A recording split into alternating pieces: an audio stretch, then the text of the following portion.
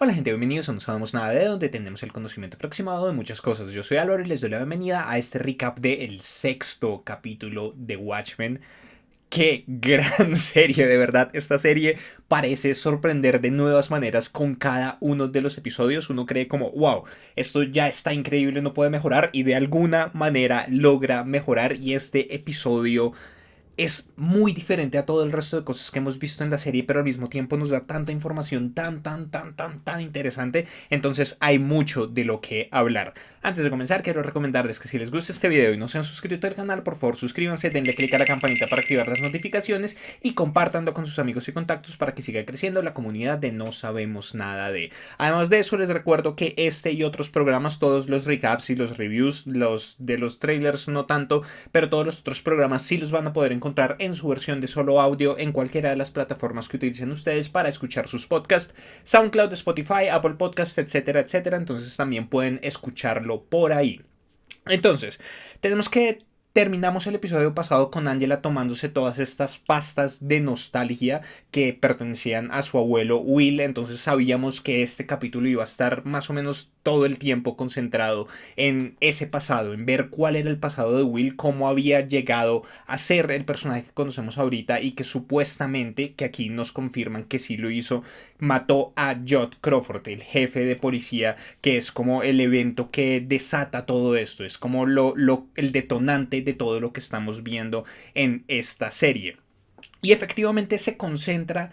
exclusivamente en eso. Ni siquiera tenemos los momentos fantásticos de Adrian Veidt, pero no me molestó porque lo que nos estaban mostrando aquí fue muy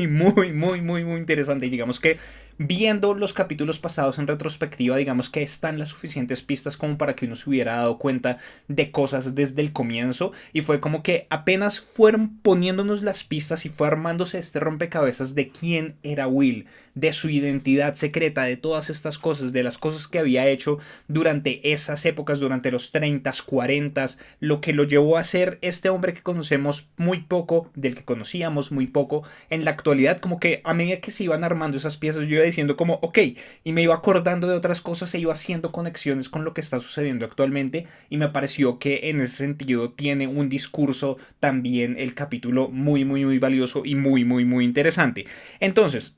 tenemos que comenzamos con otro momento de esta serie, ¿no? Y es la serie dentro de la serie que hemos estado viendo. Es algo súper meta que al mismo tiempo también juega con lo que fue Watchmen, la novela gráfica original, que fue dividida, bueno, no fue publicada en diferentes números, y digamos que dentro de Watchmen, a lo largo que uno iba leyendo, se iba dando cuenta de que había un cómic dentro de este cómic que era un cómic de piratas, ¿no? Entonces aquí tenemos una serie de superhéroes en medio de otra serie de superhéroes, y es esta de los Minutemen, que hemos visto diferentes extractos a lo largo de todos estos capítulos que aquí de nuevo vuelven a unirse. Digamos, en el capítulo pasado veíamos como Wade, cuando estaba comiendo, viendo televisión, veía esta serie en la que Hooded Justice estaba teniendo sexo con el doctor, con el Capitán Metrópolis, que aquí, bajo el contexto de todo lo que nos muestran, es como, ok, todo lo que han mostrado en la serie de una manera u otra es real, pero no se adapta tanto a la realidad como fueron las cosas, porque también tenemos, bueno, ahí vamos a ir hablando porque digamos que se van poniendo todas esas cosas. Pero entonces comenzamos con esta serie en donde vemos como a Hooded Justice lo están interrogando unos policías y les dicen que ellos saben que él está teniendo relaciones sexuales con el Capitán Metrópolis, y que si él no quiere que esa información salga a la luz van a tener que ayudarle porque el Capitán Metrópolis tiene otras cintas, también está con ella, con Hoover, bueno, con diferentes cosas ahí, y hacen que él se quite la máscara, ¿no? Y digamos que toda esta imagen que se tiene de Hooded Justice siempre ha sido de este hombre blanco, ¿no? Los huecos en los ojos nos dejan ver piel blanca detrás, nos dejan ver unos ojos azules, y efectivamente, ¡pum!, él se quita la máscara en medio de este interrogatorio y es un hombre blanco. Pero después de eso, después de que le dan la información, él decide atacar a los policías y todo esto. Entonces como que ahí acaba ese pedazo de la serie. Volvemos a nuestro presente, Angela está en los calabozos, Lori está entrando y le dice que se tomó una dosis muy alta de nostalgia y nos explican un poco aquí qué es la nostalgia, ¿no? Y es una sustancia química que se creó y lo que hace es que inyecta un montón de chips diminutos dentro del cerebro y o sea, inicialmente se generó como alguna especie de tratamiento para las personas con Alzheimer. Entonces lo que hace es que estos chips se inyectan en el cerebro para traquear los patrones neuronales cuando se crean unos recuerdos específicos. Y son los mejores recuerdos de las vidas de esas personas que después eran puestos en cápsulas que después podían ser ingeridas para que la persona volviera una y otra vez a revivir estos momentos que quería vivir e inicialmente era para personas de Alzheimer, pero pues las posibilidades eran demasiado grandes, ¿no? Entonces, como generalmente sucede con este tipo de cosas y con cualquier tecnología, comienza con unos fines específicos, pero después es utilizada para otras cosas y después de eso fue abusada realmente la nostalgia y fue utilizada por otro tipo de personas y yo me imagino algo como un poco como, no sé, como Inception, cuando veíamos que estaban todas estas salas con personas dormidas metidas dentro de este mundo de sueños, algo por el estilo, algo así como poder vivir en el pasado, ¿no? Y de nuevo entramos como con todo esto de que el pasado siempre fue mejor o todo pasado siempre fue mejor o este tipo de cosas en donde hay una añoranza y el concepto de nostalgia como tal, ¿no? Y cómo aquí se toma el concepto de nostalgia pero se pone patas arriba en muchos sentidos, porque la nostalgia es vista como algo más o menos positivo, ¿no? Como si yo digo estoy nostálgico es porque de pronto estoy acordándome de los días maravillosos de cuando era niño y no tenía preocupaciones o de alguna memoria específica o algo por el estilo, pero la nostalgia en otras épocas no, o sea, digamos que ese tipo de recuerdos no son lo mismo para todas las personas. Si uno ha sido afortunado de llevar una buena vida, esa nostalgia puede ser algo positivo, pero la nostalgia también puede ser simplemente recordar el pasado y esa nostalgia puede, si uno está lleno de memorias negativas, puede ser algo totalmente negativo, que es lo que estamos viendo un poco con Will, ¿no? Y cómo todas estas memorias tienen algo muy negativo ahí constantemente y digamos que también volvemos a algo que se nos introducía en el capítulo pasado, que era todo este concepto de la memoria genética, ¿no? De este hombre en este grupo de apoyo en el que estaba Wade, que decía que él no había nacido sino hasta 10 años después del evento del calamar, pero que su madre había sido víctima de eso y había quedado con unos traumas y que después él los había heredado prácticamente desde la genética de su mamá y en ese sentido en ese momento yo ponía en duda el concepto un poco, pero creo que aquí es un poco más claro, ¿no? Y después de ver las cosas con un poco más de perspectiva, escuchar el podcast en el que hablaban de todo esto, creo que tiene mucho más sentido porque decidieron introducir este concepto de la memoria genética y cómo aquí tenemos eso muy presente, ¿no? Angela está devolviéndose en su genética para revivir los recuerdos de su abuelo, para descubrir qué es lo que viene y para descubrir cómo ha heredado un montón de cosas que ni siquiera sabía que había heredado y que también vienen desde su abuelo, ¿no? Como ha heredado un montón de ira, como ha heredado un montón de cosas y como separados por 70 años, por muchísimos, muchísimos años, ella termina siendo también una policía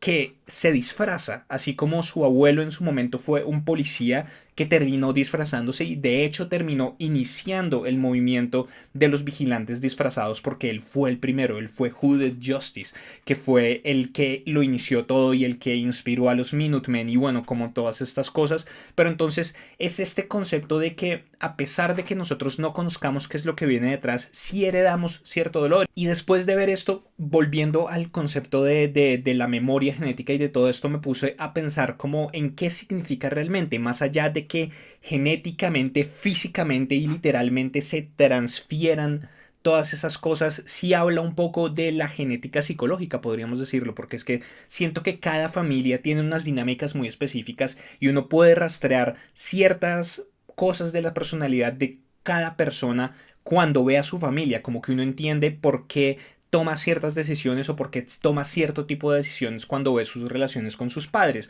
o la relación con su familia entera, con las personas que lo criaron, con sus abuelos, como con todo esto, y especialmente en poblaciones oprimidas y en minorías, y como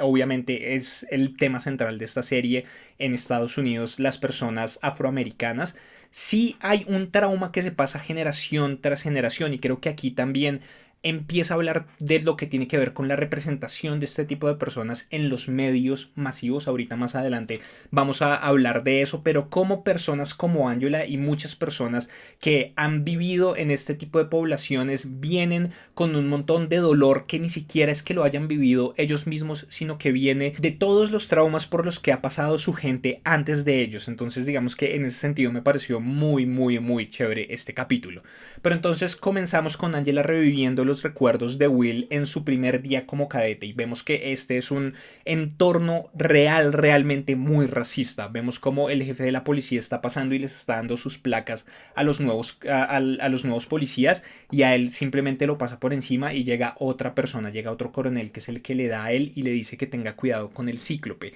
Y el cíclope, o sea, aquí es que se unen un montón de cosas, porque el cíclope luego nos van a mostrar una simbología, nos van a mostrar obviamente el ojo, y el ojo va a conectarse con la séptima caballería de una manera bastante especial, de la cual voy a hablar ahorita, que me parece que más que una conexión directa es una de esas cosas que dicen como en términos generales las cosas no cambian del todo, y este tipo de grupos siempre tiene los mismos ideales y persigue las mismas figuras y bueno, diferentes cosas, pero me estoy adelantando a lo que voy a hablar. Bueno, y obviamente antes de eso nos dan la información de que Lady True es la dueña de la empresa que empezó a fabricar todas estas cosas, ¿no? Y la nostalgia como tal o sea, es un concepto que viene repetido. Nostalgia era un perfume que Adrian Veidt producía dentro de Watchmen original. Aquí vemos que la que toma el legado de Adrian Veidt de una manera u otra, que es la que termina comprando toda su compañía, es Lady True, y en ese sentido ella también empezó como en este tipo de negocios y este tipo de cosas, y podríamos creer que la nostalgia o este tipo de productos farmacéuticos fue la que la llevó a ser la trillonaria que es actualmente y a estar construyendo el reloj del milenio y todas estas cosas, pero la nostalgia terminó siendo prohibida porque también tenía muchos efectos secundarios, y por ejemplo Angela está viviendo los recuerdos de otra persona y eso no está bien, o sea, eso no es recomendado, y puede quedar en estado vegetativo porque además ella se tomó una dosis altísima, y es como la amenaza constante en este episodio. Volviendo al pasado, nos encontramos que June, hay una chica que está haciendo un reportaje sobre Will. Nos dicen que es June, y más adelante nos vamos a dar cuenta de que June es la bebé que Will encontró después de todo el incidente de Tulsa, justo al comienzo de toda la serie, ¿no? Después de que su padre lo puso a él en esta caja, iban en este carruaje, todas estas cosas, el carruaje se voltea, los adultos se mueren y él encuentra a esta bebé, y esa bebé es June, que así como Will también ha crecido, y vamos a ver cómo están involucrados o cómo han estado involucrados pues por toda su vida desde ese momento. Ella le está diciendo a Will que a ella le da mucho miedo que le hubieran dado a él un arma y un palo porque no sabía él qué iba a hacer, porque era un hombre muy iracundo. Y tenemos a lo largo del capítulo momentos muy específicos y muy limitados en donde Will se transforma en Angela, y a la que vemos es a ella dando los diálogos y viviendo estas cosas, y ella responde: yo no soy iracunda. Y es como esas conexiones que existen, ¿no? De nuevo, memoria genética, esas cosas que han pasado de generación en generación y que ella ha heredado de su abuelo sin siquiera saber que tenía un abuelo, sin siquiera conocerlo a él. Toda esta ira interna, esta negación, ¿no? Porque lo que le dice June es que él tiene toda esta ira por el pasado que tiene, ¿no? Porque vio a sus padres morir, porque vio a su pueblo destruido, todas estas cosas,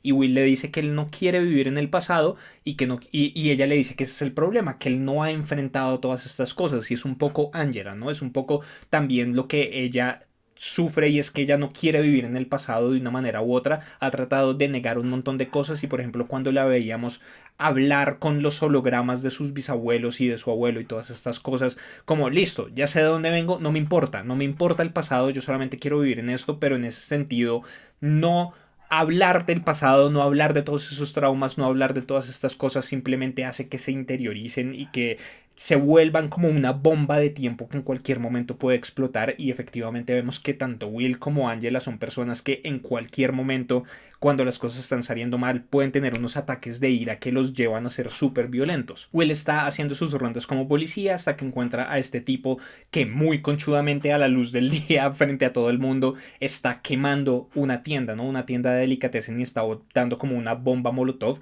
y él lo detiene y este tipo está convencido de que no le va a pasar nada, ¿no? Y vemos como esos momentos de nuevo de esta sociedad totalmente racista en la que llegan a la comisaría, y lo que este tipo está tratando de hacer es de decirles a los otros policías como ¿a quién le van a creer? No había testigos, ¿me van a creer a mí que soy un hombre blanco o le van a creer a este negro? Y utiliza como unos términos súper derogatorios y súper ofensivos con respecto a él, e inicialmente creemos que los otros policías están ayudando a Will, ¿no? Porque le dice como, okay,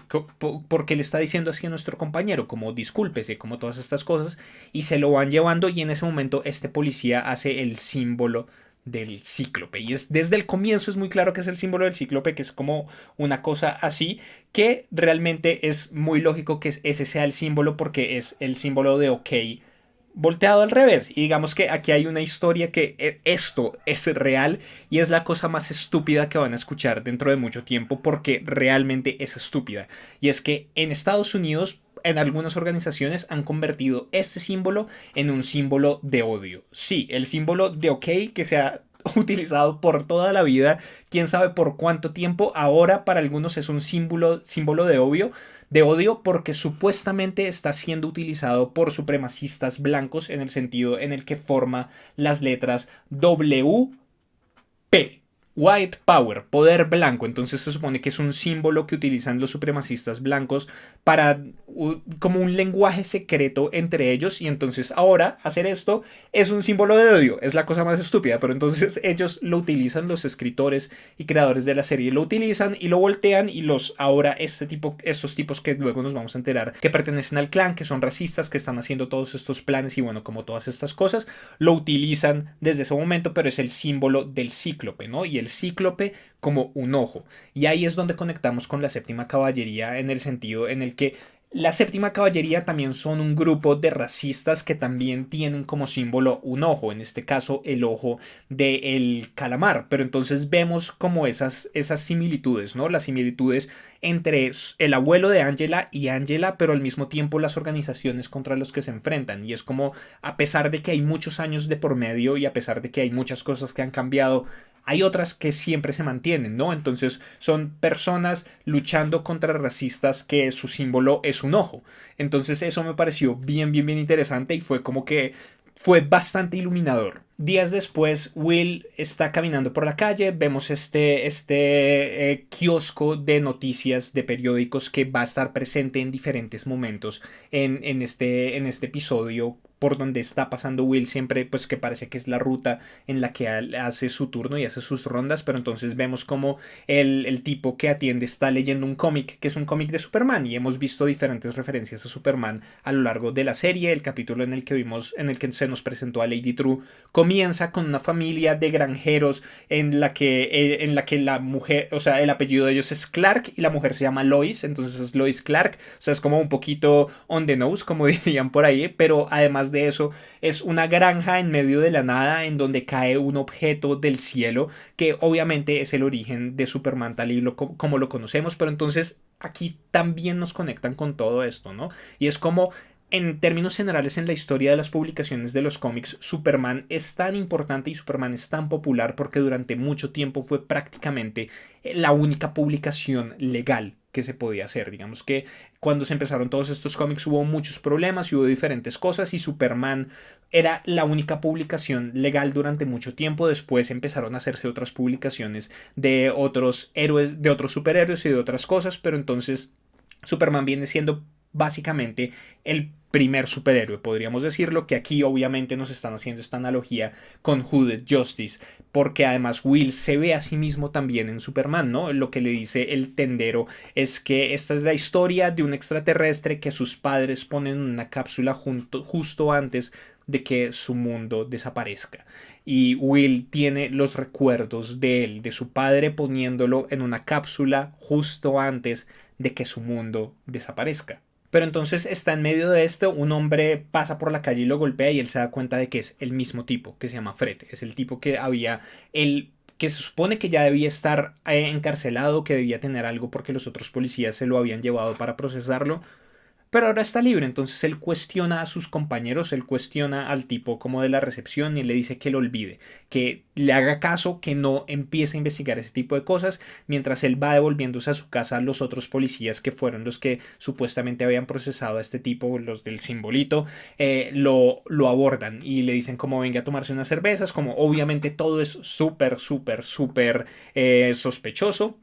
Él le dice que no, ellos aparentemente se van, él se va por un callejón y de pronto aparecen ellos y le dice como no, otro día no nos va a servir y le dan una paliza súper vasta y se lo llevan a un árbol en donde aparentemente lo van a linchar, ¿no? Entonces le ponen la capucha, le ponen el nudo, le ponen todas estas cosas y lo empiezan a alzar y justo antes de que él pierda la conciencia lo bajan y le dicen como esta fue una advertencia, no nos joda, no joda a los tipos blancos, simplemente quédese en su lugar, básicamente. Y ahí es como, o sea, para mí ahí todo hizo clic, ¿no? Como verlo después con la capucha, con el nudo aquí. Obviamente ya era claro que existía la relación con Hooded Justice, ¿no? Y hay que pensar en cuál es el uniforme de Hooded Justice. Tenemos azul con una capa roja y obviamente el nudo, la cuerda del nudo. Y es como, oh, eso fue como, o sea, fue como tomarme una píldora de nostalgia en ese momento a la primera aparición de Will. O sea, no la primera aparición porque él apareció antes al frente de la panadería de Angela, pero en ese final del primer capítulo cuando lo vemos a él en la misma posición, al lado de un árbol, buzo azul, blazer rojo, al lado de una, o sea, fue como, ok, Will es Hooded Justice. Desde el primer capítulo nos dijeron, miren, aquí está Hooded Justice. O sea, el lenguaje del color estaba ahí desde el primer episodio de esta serie. Mientras va volviendo a su casa, escucha a estas personas que están en problemas en un callejón y decide ayudarlas, pero entonces se pone la capucha, utiliza todas estas cosas, le da una paliza a los que están ahí, le agradecen y después efectivamente va a aparecer en un periódico, una nota en el periódico de sus acciones heroicas, pero entonces él se va a donde June le hace unas curaciones y de ahí en adelante deciden que él va a seguir con esto, pero entonces se pinta de blanco, ¿no? Se pinta de blanco todo esto porque hay que pensarlo en términos objetivos. En esa época, con el contexto que hemos visto, en donde tratan de la manera en la que tratan a las personas afroamericanas, imagínense si él se hubiera quedado como afroamericano, si esa parte de los ojos que se hubiera visto, o si alguna parte de su piel descubierta se hubiera visto y se hubieran dado cuenta de que era una persona negra, probablemente no sería un héroe, sino que sería un criminal y estarían persiguiéndolo aún peor, o simplemente las personas no dejarían que lo salvaran, sino que aparte de eso lo atacarían. Entonces obviamente tiene que disfrazarse y la persona que tiene que estar debajo del traje tiene que ser una persona blanca, entonces siempre se pone maquillaje y es bastante interesante pensarlo de nuevo con respecto a Angela, ¿no?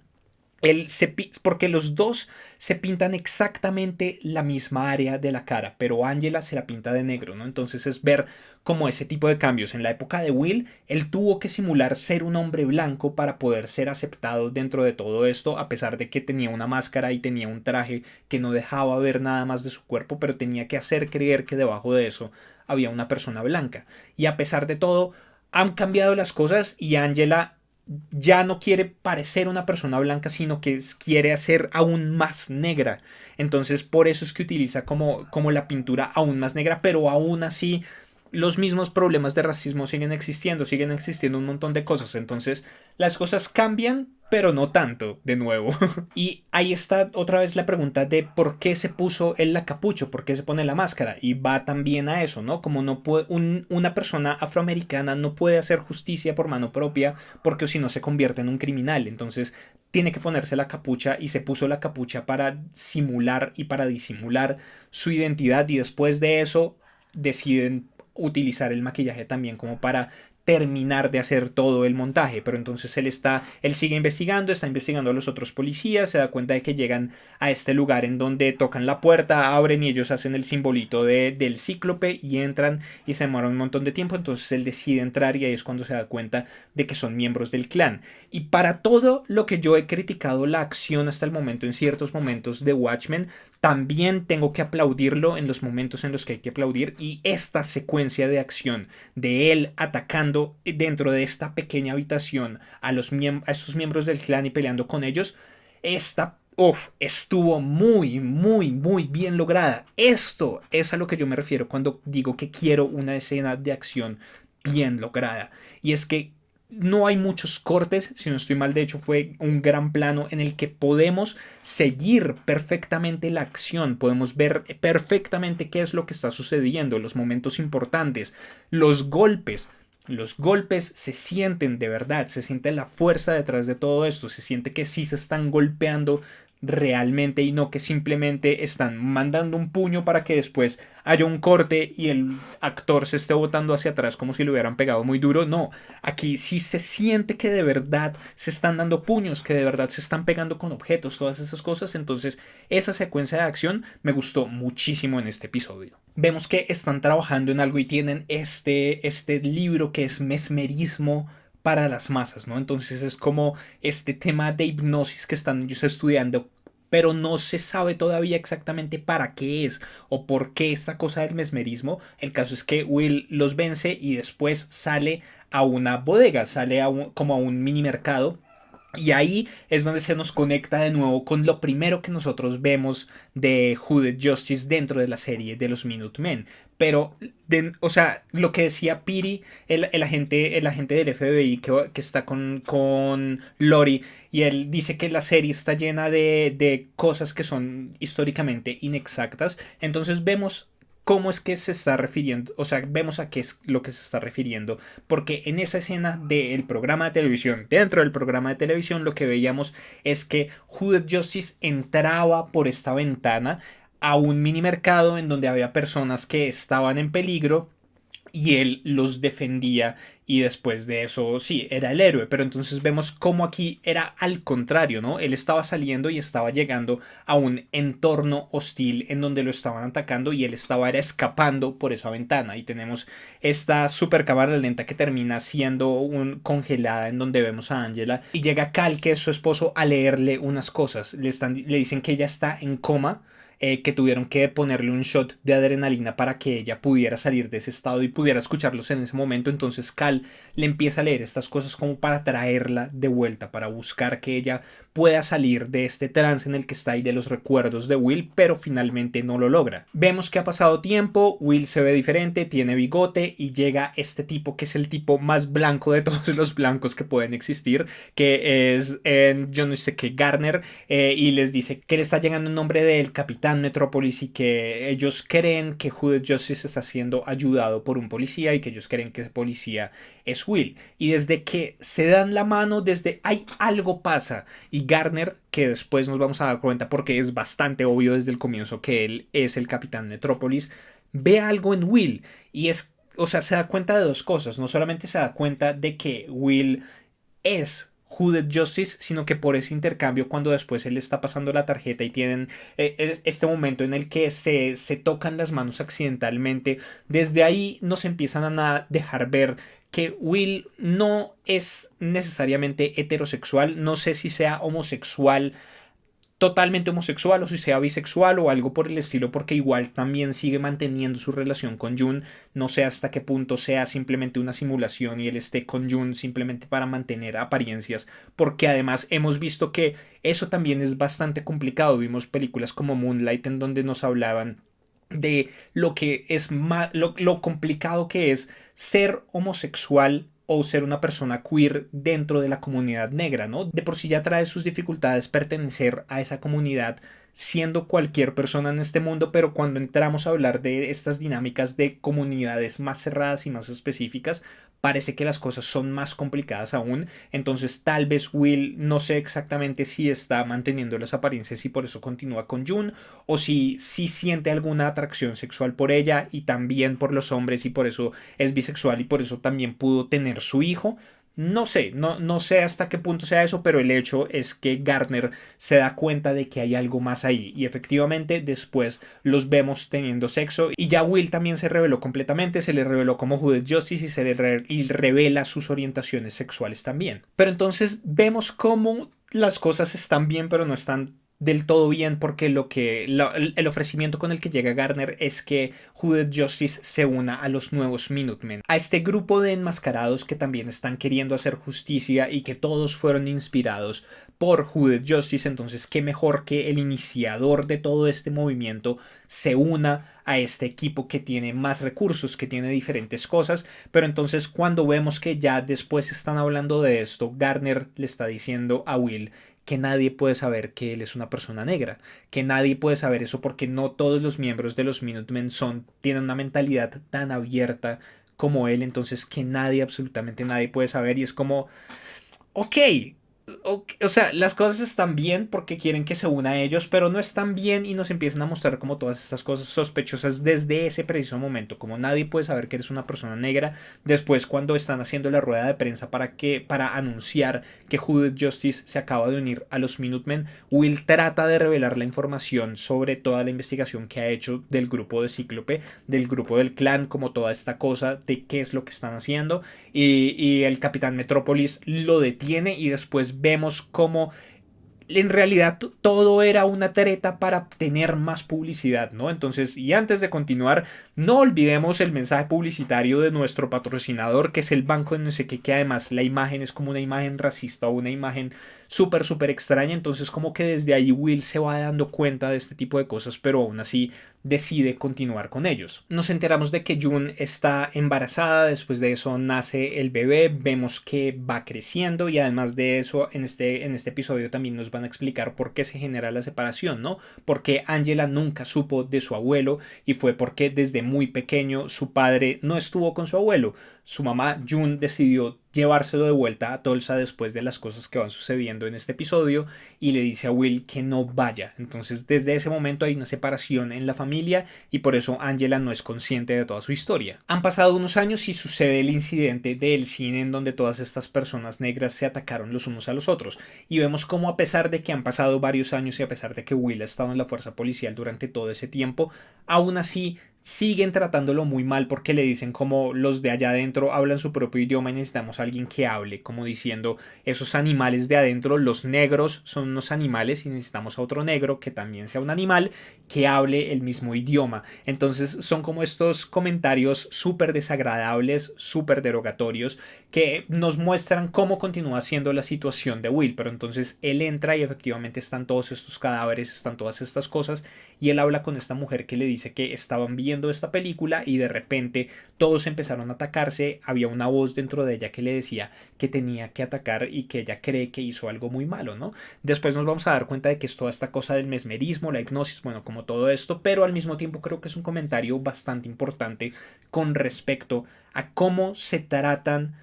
la representación de diferentes cosas dentro de lo que es el entretenimiento en términos generales y cómo afecta la vida de las personas, ¿no? Entonces digamos que durante mucho tiempo las personas afroamericanas fueron representadas de maneras muy específicas, siempre como criminales o siempre como los malos o siempre como algunas cosas de comedia o algo por el estilo, y creo que en medio de todo eso sí genera una reacción dentro de las personas o si genera algo dentro de las personas ver esa representación de su grupo, ver esa representación de su gente. Creo que en medio de todo sí hace que ellos mismos se vean de una manera diferente, ¿no? Y no solamente ellos, sino en términos generales todos, como lo que nosotros vemos desde que somos muy niños en televisión o en cine o en estas formas de entretenimiento o de identidad visual que se generan marcan mucho las maneras en las que pensamos con respecto a ciertas personas, ¿no? Como en Estados Unidos ellos siempre son los héroes, siempre se representan a sí mismos como los hombres blancos, que son los héroes de todas las guerras, de todas estas cosas, y como por ejemplo los latinos siempre somos los criminales o siempre somos los inmigrantes o siempre somos este tipo de personas, y cómo eso afecta realmente la identidad de toda Latinoamérica, ¿no? Cómo existe esta veneración por parte de muchas personas hacia lo norteamericano, hacia los estadounidenses, en donde se cree que de una manera u otra son superiores y que nosotros somos inferiores a ellos, lo que afecta todas las dinámicas económicas, lo que afecta a las dinámicas sociales, y cómo, por ejemplo, en poblaciones en medio de Estados Unidos, como las poblaciones afroamericanas,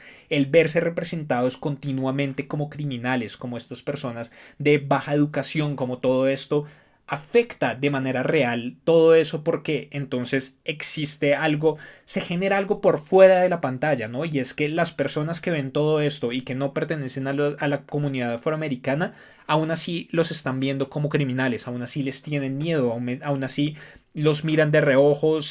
como que tienen ya esta visión específica de este tipo de comunidades, y como por fuera eso también genera que esa visión se refuerce sobre las personas afroamericanas, así ellos no sean de esa manera, porque así también los ve el resto de gente. Entonces, no sé, creo que ahí habla también un poco de ese comentario, en el sentido en el que hay muchos conflictos dentro de esta comunidad, hay muchos conflictos entre personas negras, todo lo que vemos de las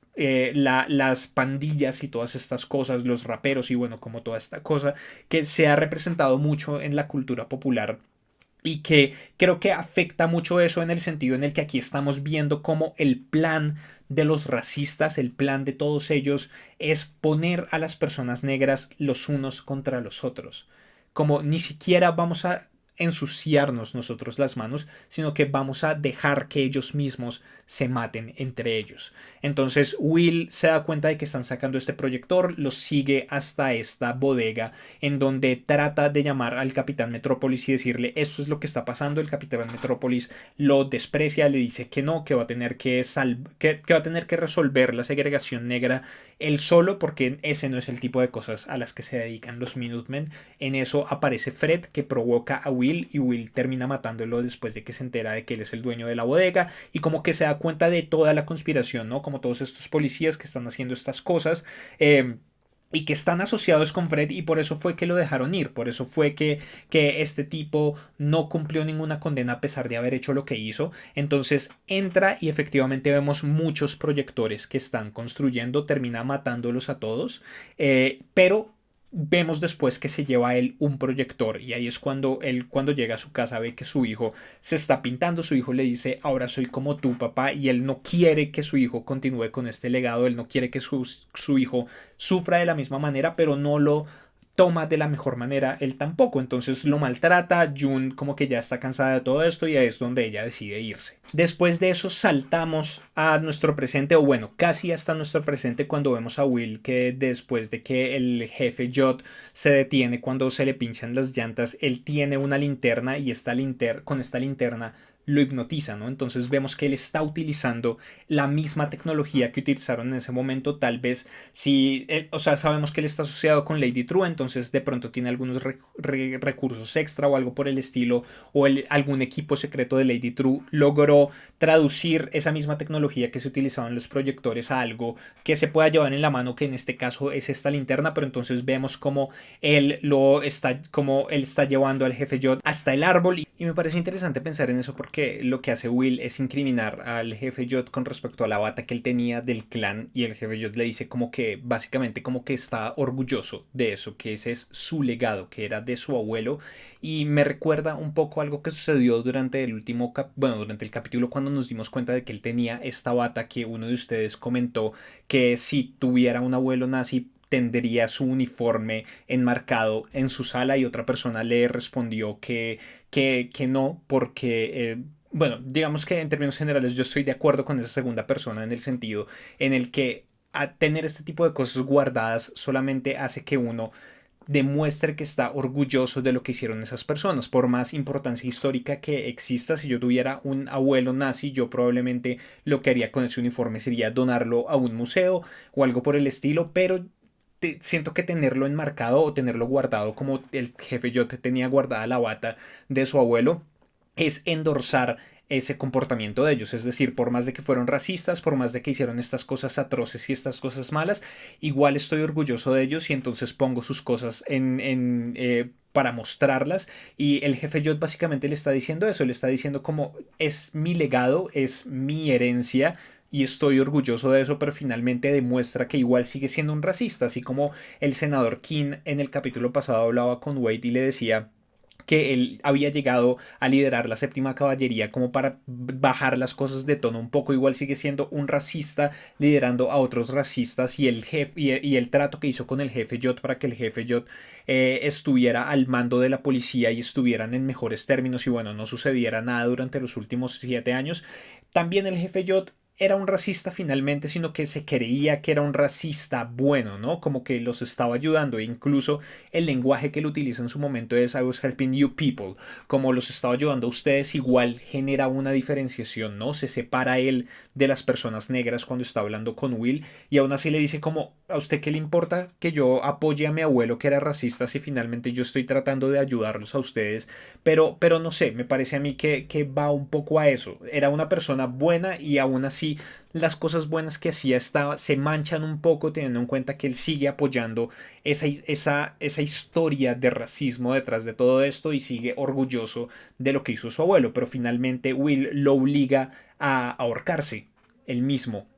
Y vemos que finalmente sí termina él siendo responsable de la muerte del jefe Jot, así no sea que él directamente lo haya colgado él como tal. Aún así nos damos cuenta de que sí fue responsable finalmente, que era lo que él le había dicho a Angela y lo que tanto a Angela como a nosotros nos costaba un poco creer. Todo este flashback termina cuando Angela se despierta en una habitación y la que la recibe es Lady True. Ya no está en la comisaría, ya no está en todo eso, sino que podemos suponer que está en algunas instalaciones dentro del reloj del milenio. ¿Cómo terminó ahí? Todavía no lo sabemos. Yo creo que nos van a decir qué es lo que es. E igual falta poco, se acerca este evento. Hace unos capítulos sabíamos que eran 3 días los que necesitaban ellos. Yo supongo que debe quedar como un día más o menos, día y pico más o menos para los eventos que se supone que tienen que suceder. Igual estamos en el episodio 6, nos quedan 3 episodios de esta primera temporada, nos quedan 3 episodios para responder un montón de preguntas, ver un montón de cosas. No nos dijeron nada sobre Wade. Yo